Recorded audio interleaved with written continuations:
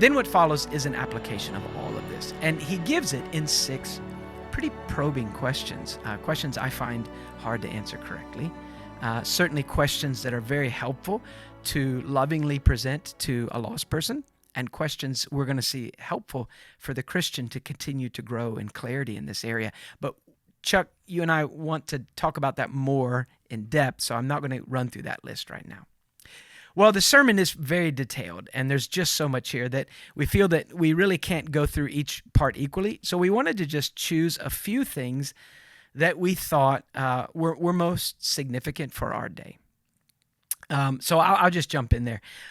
One that I'm really gripped with is the amazingly significant impact of what his basic premise is, and that is no person can correctly feel about spiritual things until they correctly see those spiritual things. So we could apply that in more than one way. One way, of course, is to the issue of sin, which he basically applies it to.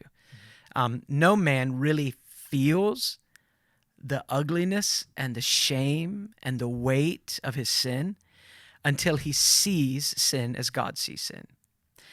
But also, and Bellamy doesn't mention this as much in this sermon, it's not his emphasis, but I was thinking it also applies to the beautiful things of Scripture.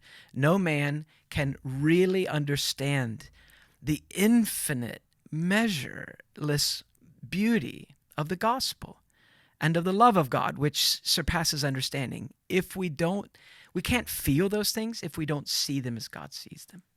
Bellamy emphasizes this point in a quote on the bottom of page 64, where he says, "It is quite beyond our capacity to comprehend the vileness there is in treating God as the sinner does, unless we could, as he can, comprehend all his greatness and glory and fully see all the grounds and reasons there are for us to love, reverence, and obey him, and feel all their binding force.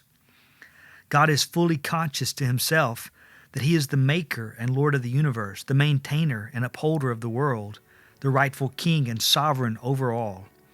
He is fully conscious that there is an infinite reason for us to rejoice in him, exult in his government, and be glad in his service, and that the contrary temper and conduct of his creatures is infinitely unreasonable and wicked." So God looks at everything and he sees everything as it is, and that informs, we could kind of say, it informs the way he feels about those things, the way he views them, he sees it. How could we feel about these things what God feels when we are confused about them and they're blurry to us?